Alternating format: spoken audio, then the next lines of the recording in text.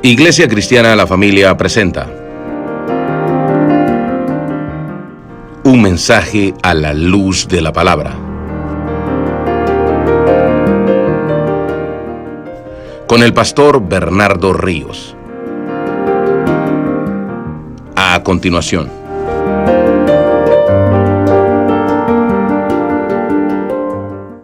A leer el verso 18, oramos y luego ya nos sentamos a escuchar este sermón.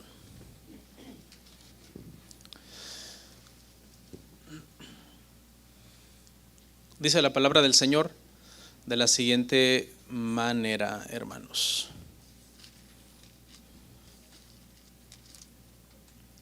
¿Listos? Dice, orando en todo tiempo, con toda oración y súplica en el Espíritu, y velando en ello con toda perseverancia y súplica por todos los santos. Vamos a orar. Te damos muchas gracias, Señor, por este privilegio, esta bendición que tenemos de poder el día de hoy terminar el estudio de esta hermosa carta, después de varios meses de haber estado aprendiendo acerca de lo que Pablo mandó decir a los efesios y que es tu palabra inspirada por tu Santo Espíritu. El día de hoy podemos llegar al sermón final. Ayúdanos, Padre, para atesorar tu palabra, seguir creciendo en la fe, avanzando, Padre, en este camino donde tú nos has llamado, y que no es un camino fácil, no es un camino ancho, pero tú has prometido, Señor, no dejarnos, Padre, y estar con nosotros hasta el final. Así que en ti confiamos y en ti esperamos, porque sabemos que solo en ti, Señor, podemos permanecer, porque tú nos sostienes, Señor, por tu amor y misericordia. Te pedimos todo esto en el nombre de Jesús. Amén. Amén. Pueden sentarse, hermanos. Muchas gracias. Nuestro tema el día de hoy se titula Luchando en oración. Y pues estaremos hablando de la oración, hermanos. Esta epístola, hermanos, que gracias a Dios el día de hoy terminamos, nos ha enseñado que necesitamos tener la doctrina correcta, como vimos en los primeros 3 capítulos, pero también necesitamos tener la práctica correcta en nuestra vida espiritual, como vemos en los últimos 3 capítulos de esta carta. Hermanos, la doctrina correcta no es suficiente para nosotros estar bien espiritualmente. Creo que es de conocimiento de la mayor parte de ustedes que esta semana se dio a conocer, lamentablemente, la caída en pecado de un pastor muy conocido en los Estados Unidos y en todo el mundo, un pastor que de los que nosotros, o al menos algunos de nosotros, consideramos bíblicos, de sana doctrina, sanos en la fe, etcétera. Y precisamente esto es una confirmación de lo que yo les acabo de decir.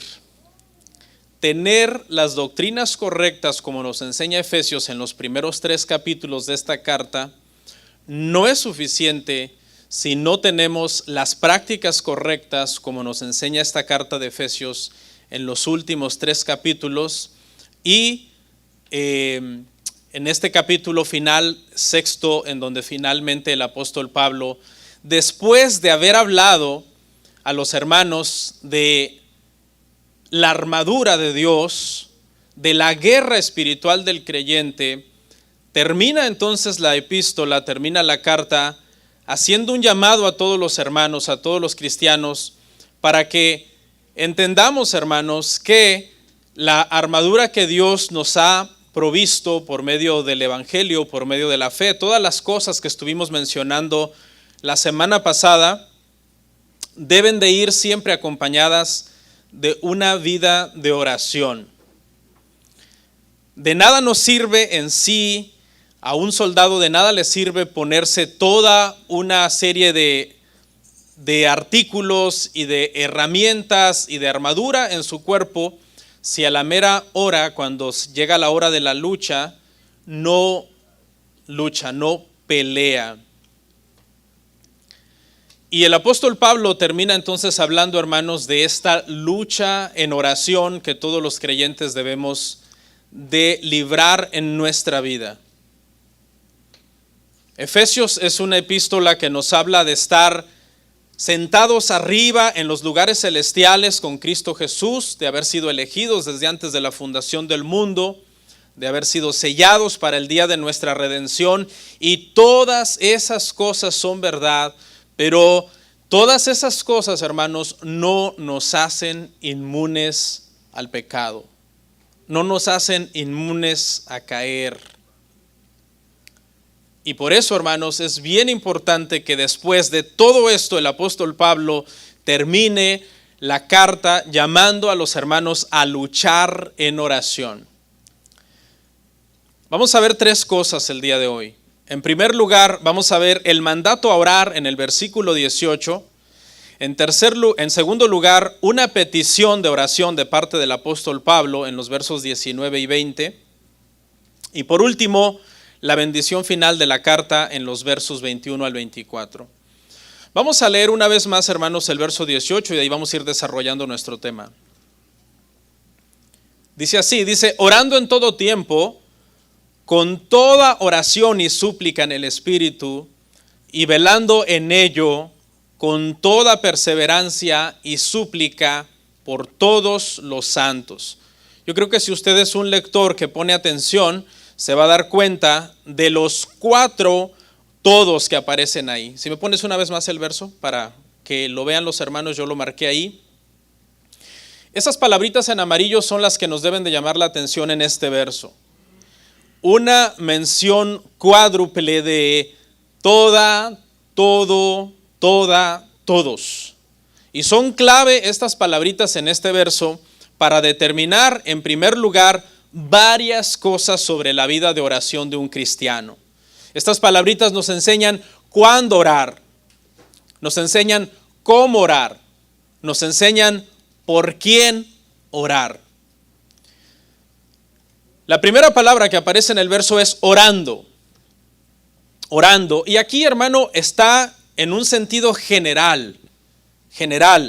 Se entiende que los cristianos somos personas que oramos.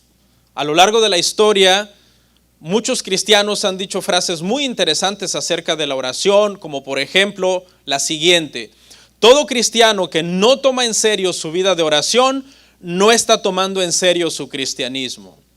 ¿O qué le parece esta otra?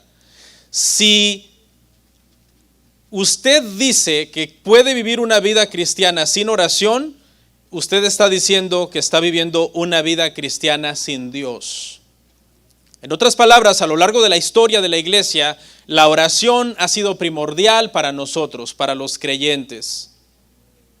El Señor Jesucristo nos dio ejemplo, era un hombre de oración que oraba constantemente, y luego de ahí, si nosotros estudiamos la historia, podemos encontrar, por ejemplo, en la tradición cristiana, aunque no aparece en las Escrituras, que Jacobo, el apóstol que presidió el concilio en Jerusalén, en Hechos 15, dice la tradición que era un hombre que oraba tanto y a tal grado que sus rodillas se habían deformado. Ese era el nivel de oración de Jacobo. Le apodaban el justo. ¿Y qué decir de Lutero? Que Lutero decía que oraba por lo menos 1 hora al día, a menos que su día estuviera muy complicado, y entonces oraba 2 horas al día. ¿Qué me dice de George Mueller? Este hombre que se dedicó a tener un orfanato para ayudar a niños pobres y sin pedir nunca 1 centavo de ayuda a los hombres, solamente por medio de la oración, sostuvo a más de 10,000 huérfanos en todo el trayecto de los años que tuvo el orfanato. De hecho, hay una serie de libros de George Mueller que se llama 1,000,000 de oraciones contestadas, en donde cuenta una serie de testimonios y cosas impresionantes de cómo Dios respondía a sus oraciones cuando el orfanato estaba pasando por un momento muy apretado y una necesidad muy grande. En general, se entiende que los cristianos oramos. Los cristianos oramos. Si usted dice, yo soy cristiano, usted debe orar. Y el día de hoy vamos a aprender que orar es una lucha. No se puede orar solamente a la ligera. Orar es una lucha. ¿Cuándo debemos orar? Dice el verso ahí, en todo tiempo. Esto habla de la frecuencia con la que los cristianos deberíamos orar. ¿Quieres saber qué tan buen cristiano eres? Observa qué tan regularmente oras. Si no oras frecuentemente como las Escrituras manda a los cristianos, hay dos posibilidades. La primera es que seas un mal cristiano y estás descuidando tu vida de oración. Y la segunda opción es peor, es posible que no seas cristiano. Porque este pasaje dice, ora en todo tiempo. La oración debe de ser constante. Tendemos a orar más solamente en las grandes crisis de nuestra vida. Cuando una situación nos está apretando, tendemos a arrodillarnos y a orar más. El mandato de las Escrituras es que no debería de ser solamente en momentos de crisis, sino en todo tiempo orar. Nosotros necesitamos fuerzas diarias, y si queremos fuerzas diarias, nuestra oración debería de ser entonces diaria. Todo problema, todo incidente, todo accidente, toda situación que se presente, circunstancia, etcétera, deberíamos siempre enfrentarla en oración. Se me ponchó la llanta, ay Señor. Me sucedió una situación en el trabajo, Señor. Tengo una situación matrimonial, Señor. Tengo una situación con los hijos, Señor. Presentar toda situación de nuestra vida diaria en oración al Señor. Si tú eres un verdadero hijo de Dios y no tienes ganas de orar, no te preocupes. Dios te puede dar un curso intensivo de oración, apretándote un poquito. Porque como eres su hijo y a Él no le agrada que no ores, pues te tiene que llevar a orar de una u otra manera. Y es bueno, nos hace mucho bien cuando el Señor nos pasa por esos cursos intensivos de oración. El cristiano, hermano, el creyente, aún desde el Antiguo Testamento, cuando todavía no había venido Cristo a la cruz, todos los que decían ser hijos de Dios, creer en Dios, eran personas de oración. Los judíos, aunque lamentablemente habían caído en mucho legalismo, por lo menos apartaban 3 horarios al día para orar. Y eso lo vemos en la vida de Daniel, que 3 veces al día se arrodillaba en donde vivía, en Babilonia, abría las ventanas que apuntaban de alguna manera hacia Jerusalén y se arrodillaba y oraba 3 veces por día. David, dice el Salmo 119, 164, que 7 veces al día alababa al Señor. Es decir, la comunión de los cristianos, hermano, debe de ser constante. Hechos 2:42 nos enseña que los cristianos, después de que Cristo ascendió y se quedaron los cristianos en Jerusalén, dice que perseveraban en oración. Es obvio, hermanos, que orar en todo tiempo no significa orar de forma formal todos los minutos de nuestra vida. Porque no podríamos trabajar, no podríamos dormir, no podríamos hacer ninguna otra cosa. Si esta parte significara que todo el tiempo tienes que estar de rodillas orando formalmente o en la postura que cada uno de nosotros adopte para orar. Pero significa de vivir en un estado constante de la presencia de Dios. Como ser consciente en cada momento de la presencia de Dios. Estar invocando a Dios, como decía yo hace un momento, por cualquier situación de nuestra vida. Como decían los reformadores, vivir coram deo, de cara a Dios. Eso es lo que está diciendo aquí el apóstol Pablo. Orar constantemente es orar con ese sentido de conciencia de que estás de frente a Dios todos los momentos de tu vida. Tanto cuando estamos en público como cuando estamos en privado, el Señor nos está mirando. Y luego el apóstol Pablo comienza a ser un poquito específico y a decir, nos deben orar con toda oración y súplica. Y aquí la palabra con toda oración se refiere a todas las oraciones que nosotros hacemos por lo general, pero la palabra súplica está en un contexto, hermano, de cuando oramos específicamente por alguna situación. Orando en todo tiempo, por todo lo que se presente, de forma general, siendo la oración una de las cosas que nos caracteriza como cristianos, pero las súplicas habla de toda esa lista de cosas por las cuales nosotros oramos especialmente, porque no siempre oramos igual, ¿verdad, hermanos? Algunas veces uno se arrodilla despacio, se concentra y comienza a orar. Pero otras veces oramos por emergencias, otras veces nos arrodillamos de una forma rápida y comenzamos a clamar y a pedirle al Señor, porque sabemos que hay cosas que a veces son emergencias. No sé si usted alguna vez ha recibido un mensaje de texto de alguien que le dice, tengo esta situación, por favor oren. Y en ese momento que tú lees el texto, lo primero que haces es doblar tus rodillas o quizás inclinar tu rostro donde estás, porque estás en el trabajo, y por lo menos hacer una oración no tan extensa, pero sí breve y con una fe de decir, Señor, en este momento hay esta necesidad y yo te ruego, Padre, te suplico por esta situación o por este hermano o por este problema que está pasando en el mundo. ¿Sabe a qué me refiero? Debemos orar en el Espíritu. Y aquí en el Espíritu podríamos verlo desde diferentes ángulos a qué se refiere en el tema del Espíritu. Y aquí podríamos hablar, en un sentido podríamos hablar de la intensidad de la oración, si usted quiere, de la intensidad. Cuando de repente tú te arrodillas y comienzas a orar intensamente por una situación.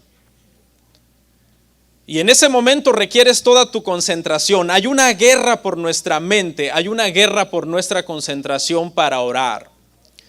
George Mueller, el hombre que les acabo de mencionar y que les mencionaré al final por última vez, porque es un hombre que oraba demasiado, decía que la primera hora de oración la pasaba luchando para concentrarse. Y luego, después de la primera hora, ya comenzaba ahora sí a orar. Y eso es lo que se refiere aquí en el Espíritu. Habla de intensidad, la intencionalidad con la cual oramos. Porque seamos sinceros, hermano, muchas veces, escuche lo que le voy a decir, especialmente a los que somos ministros. Tú puedes estar leyendo la Biblia diario, orando diario y aún así caer en pecado. Y alguien dirá, ¿cómo? ¿Puedes estar leyendo la Biblia diario y orando diario y aún así caer en pecado? Sí. Porque muchas veces esas cosas ya las estamos haciendo como un mero requisito en el ministerio. Por eso dije, los que son ministros escuchen. Ya las estás haciendo porque es una descripción de trabajo. Ya no estás orando en el Espíritu como habla la Escritura. Tu oración es distraída, tu oración es desenfocada, tu oración es una rutina, tu oración es simplemente repetir los nombres de una lista que alguien te mandó y ya no estás realmente haciendo una conexión con Dios. Cuando oramos en el Espíritu, estamos en el Espíritu Santo orando y conectados con Dios. Pasamos, como dije, unos minutos primero luchando para quitar las distracciones, porque hay una serie de cosas que van a tratar de bombardearnos en ese momento. A mí me pasa, no sé si a usted le pasará, pero con mi esposa cuando nos arrodillamos a orar, lo primero que uno comienza a sentir es un bombardeo, hermanos, de la carne, de los pensamientos, del diablo, del mundo, de lo que a usted se le ocurra, y una lucha para concentrarte los primeros minutos, para poder comenzar entonces ya a orar en el Espíritu. El Señor ha prometido ayuda a los que queremos orar en el Espíritu, diciéndonos que en ese momento el mismo Espíritu Santo nos auxiliará en Romanos 8:26 cuando no sepamos qué decir. Y nos auxiliará de tal forma que aún nos ayudará en nuestra oración para orar con gemidos indecibles. ¿Cuántos entienden a qué se refiere aquí el apóstol Pablo? ¿Alguna vez usted ha orado en ese nivel de intensidad? ¿Alguna vez? ¿Alguna vez usted ha llegado a ese nivel de oración en donde usted comienza a tener una conexión con Dios tan estrecha y tan fuerte que es un deleite? Es un deleite la oración. Ya no estás urgido de que termine el tiempo de orar, sino que lo estás disfrutando. Estás conectado con Dios.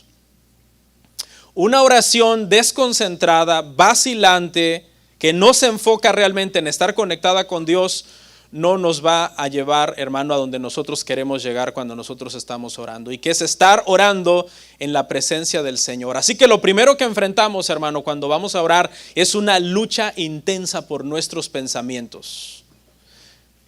Cuando usted vaya a orar, hermano, mañana o al rato en la noche, cuando usted se arrodille a orar, primero haga esa lucha con sus pensamientos, con su mente, decir, necesito estar aquí, necesito estar concentrado aquí en lo que estoy, en reconocer a Dios, en darle la gloria a Dios, en olvidarme de las cosas que de repente me están afanando, o que me están tentando, o me están desviando de la verdad.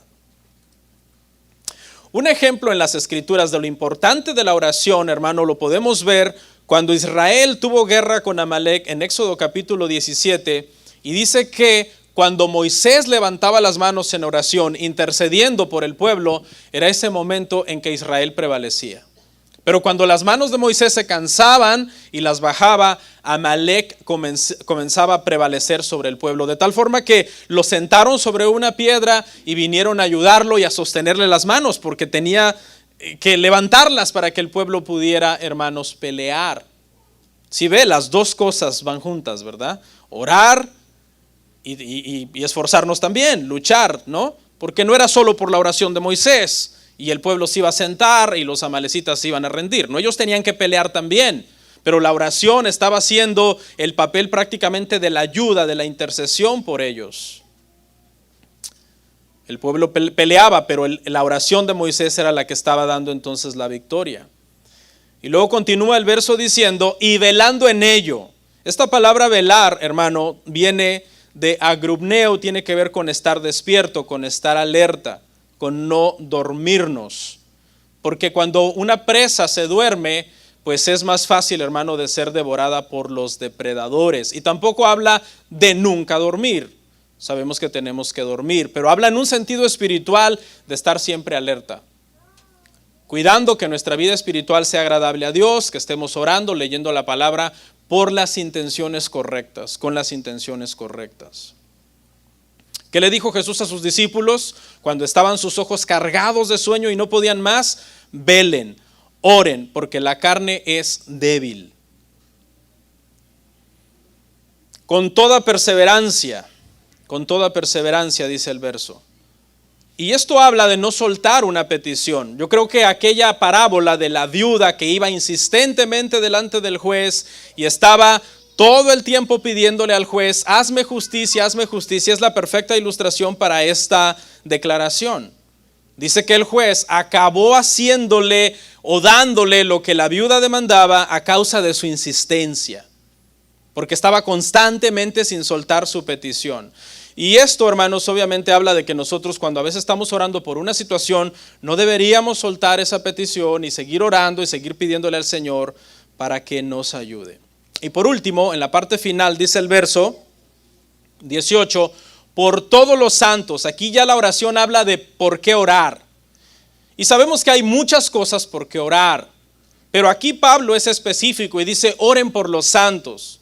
En otros pasajes la Biblia dice, oren por todas las personas, oren por el gobierno, oren por el príncipe, oren por los jueces, oren por los magistrados, oren en general por todo el mundo. Pero aquí Pablo lo reduce a un grupo y se refiere al grupo de creyentes. Oren por los hermanos. Y esto habla de que nuestra oración entonces no debe de ser egoísta, nuestra oración debe de ser comunitaria. Debemos orar por los demás, por los que tienen, hermano, necesidad. Debemos orar por nosotros mismos, orar a solas, pero también debemos orar por otros y orar con ellos también juntos. Aquí, hermano, un llamado es a orar por los pastores, a orar por los misioneros, a orar por los ancianos, a orar por las personas que el Señor ha levantado en el ministerio para que sean ministros. Porque cuando un ministro, hermano, cae, trae mucho tropiezo a la iglesia en general. Ore por nosotros, ore por los hermanos que se dedican a la adoración, ore por los hermanos que se dedican a servir en la iglesia. Que Dios nos ayude a mantenernos firmes en la fe. Y así pasamos al punto número 2, hermanos. Una petición de oración, verso 19 y 20.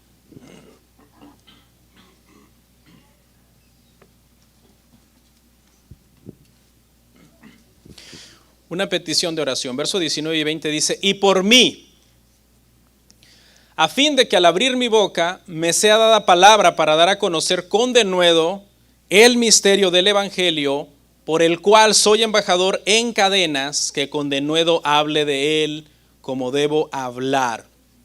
Pablo ya dijo, oren por todos los santos, pero ahora Pablo dice, oren por mí.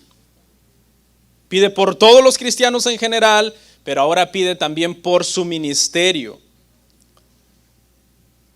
Hermanos, uno de los grandes favores que le podemos hacer a nuestros hermanos cuando están pasando una situación es orar por ellos. Algunas veces le podemos pedir ayuda material a algún hermano y quizás no está en sus manos dárnosla, porque no puede, porque no tiene. Pero si nos ayuda orando por nosotros mismos, nos está haciendo un gran favor. Tú necesitas oración, yo necesito oración, si el mismo apóstol Pablo necesitaba oración. ¿Por qué, Pablo? A fin de que al abrir mi boca me sea dada palabra, para dar a conocer con denuedo el misterio del evangelio. Mire la petición del apóstol Pablo. Usted sabe el contexto en el que él está. Bajo arraigo domiciliario, en una casa, en Roma. Se cree que encadenado a un soldado romano. Las situaciones no eran las mejores. Pablo no dice oren para que yo salga de esta prisión o para que me liberen de este soldado o porque tengo muchas heridas en mi cuerpo causadas por el ministerio. No, el apóstol Pablo ora, hermano, para el avance del evangelio. Es una oración sin egoísmo. Es una oración para poder, hermano, tener denuedo. Esta palabra es muy interesante. Esta palabra denuedo significa hablar sin miedo, con confianza, como de una forma poderosa.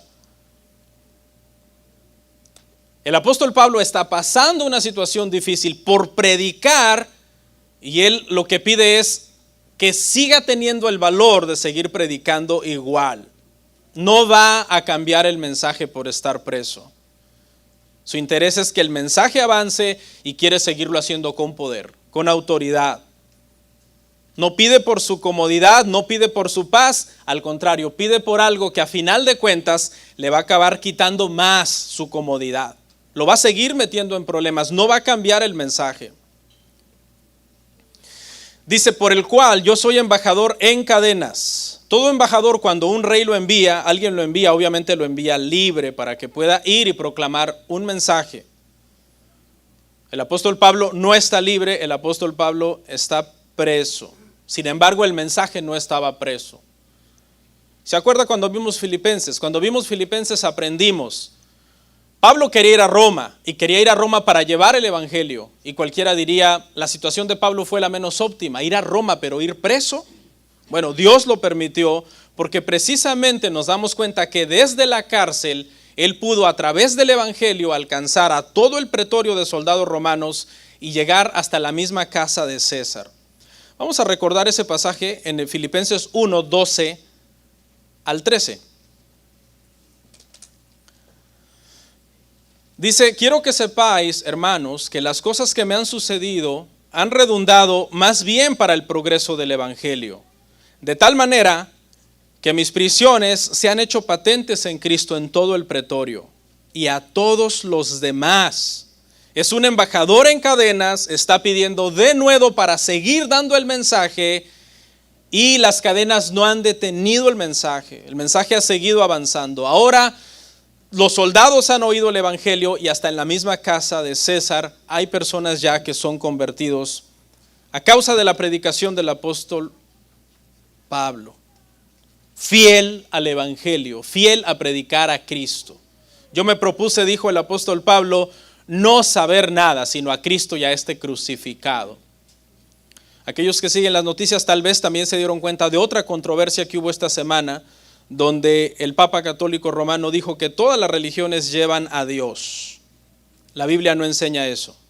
El apóstol Pablo lo que pedía era denuedo para hablar de Cristo, aunque eso le causara más persecución. Valor para hablar del evangelio, sin quitarle, sin ponerle, sin tratar de agradar a las personas, porque Cristo es el camino, no Buda. Cristo es el camino, no Krishna. Cristo es el camino, no Mahoma. Cristo es el único camino al Padre. Solamente en Él hay vida eterna. Pablo pidió denuedo, valor. Eso es lo que necesitan estos diálogos interreligiosos. Cuando alguien te invite a hablar en un diálogo interreligioso, tú lo que necesitas es denuedo. ¿Qué dijo Pablo? Mire lo que dijo Pablo. Para hablar de él. ¿De quién? ¿Cómo? Como debo hablar. Cuando tengas un diálogo interreligioso, tú debes de decirle al Señor, dame denuedo para hablar de él, de Cristo, como debo hablar. Es decir, presentarlo a él como el único camino al Padre. Y por último, hermanos, en nuestro punto final, la bendición final, entonces ya del apóstol Pablo en esta epístola. Efesios 6, verso 21 al 24. Dice así, hermanos, dice, para que también vosotros sepáis mis asuntos y lo que hago, todo os lo hará saber Tíquico, hermano amado y fiel ministro en el Señor, el cual envié a vosotros para esto mismo, para que sepáis lo tocante a nosotros y que consuele vuestros corazones. La paz sea a los hermanos y amor con fe de Dios Padre y del Señor Jesucristo.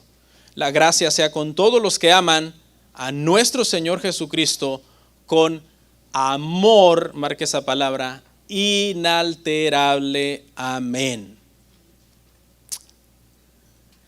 En esta bendición final, hermanos, el apóstol Pablo termina orando por los hermanos. Sabemos que esta bendición es una oración final que el apóstol está haciendo por los hermanos. Y mire lo que dice, para que también vosotros sepáis mis asuntos. Y les habla de Tíquico, con quien les ha mandado la carta. Este era un colaborador de Pablo, un hombre muy fiel al Señor. Mire cómo se le describe. Dice que es un hermano amado y fiel ministro en el Señor. Le era útil a Pablo y le era útil a la obra. Y la razón, hermanos, es porque su fidelidad era al Señor. Era un buen cristiano, por tanto servía a los siervos de Dios, sirviéndole al apóstol Pablo, y servía también a la iglesia. Y Pablo lo envía, y Pablo dice, lo envié pues para que, tocante a lo mío o lo de nosotros, él consuele también sus corazones.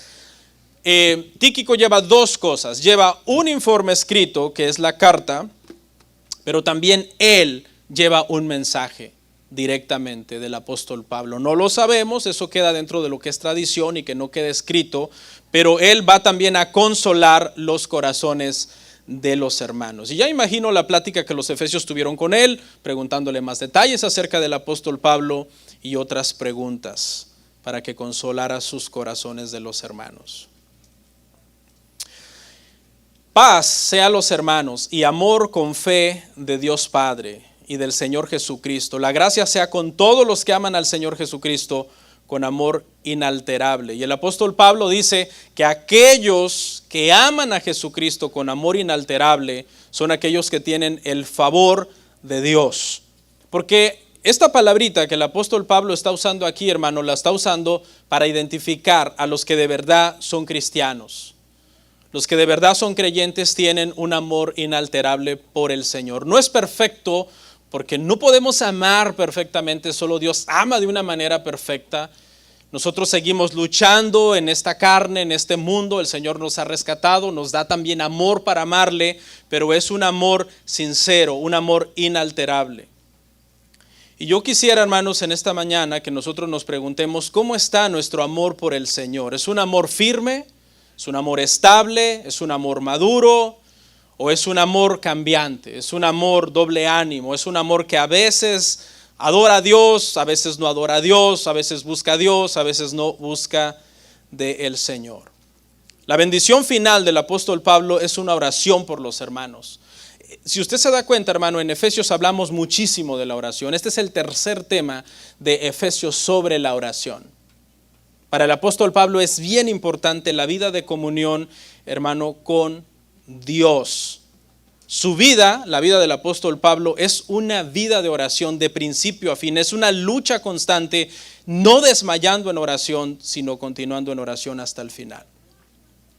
Y con esta historia termino. Y es precisamente de George Mueller y de cómo era un hombre de oración. Nos da un ejemplo muy importante de lo que es perseverar en oración. Porque al tiempo de conversión de este hombre, hermano, se dice que él tenía 5 amigos muy entrañables que no eran creyentes. Y cuando este hombre se convirtió, George Mueller, uno de sus objetivos de alguna manera fue testificar a estos 5 amigos para que vinieran al conocimiento del Señor. 5 años después que George Mueller se convirtió, uno de sus amigos se convirtió, el primero, 5 años después. Por este amigo oró 5 años. 2 de ellos se volvieron cristianos 10 años después. Se volvieron cristianos, 2 de ellos. A los 25 años, hermano, se volvió cristiano el 4 de los amigos de este hombre. Y unos meses después de que George Mueller murió, el 5 de sus amigos se convirtió, y dice la historia que por este hombre había orado un total de 50 años por su conversión. Esto es, hermano, luchar en oración, perseverar en oración, orar en todo tiempo. Hermanos, llegamos al final de esta epístola, hermanos, y yo creo que hay algo que podemos aprender muy bien de este último tema que nos habla acerca de la oración.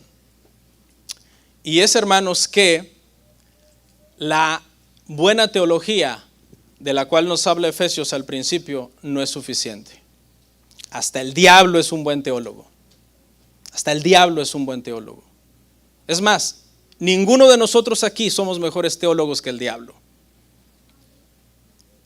Pero ¿sabe qué, hermanos? Si no cuidamos nuestra vida en lo secreto, en la intimidad con el Señor, con nuestra familia, que de verdad estemos orando como mandan las Escrituras, en el Espíritu, en una oración sincera con Dios, podemos caer.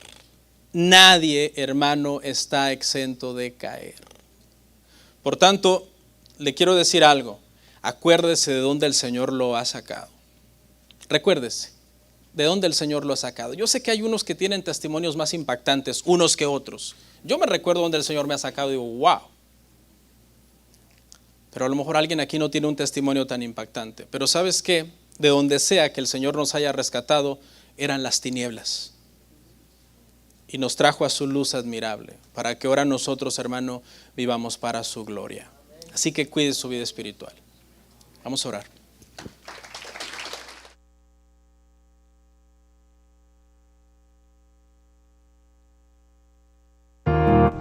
Comparte, suscríbete, dale like. Gracias por tu sintonía. Hasta la próxima. Bendiciones.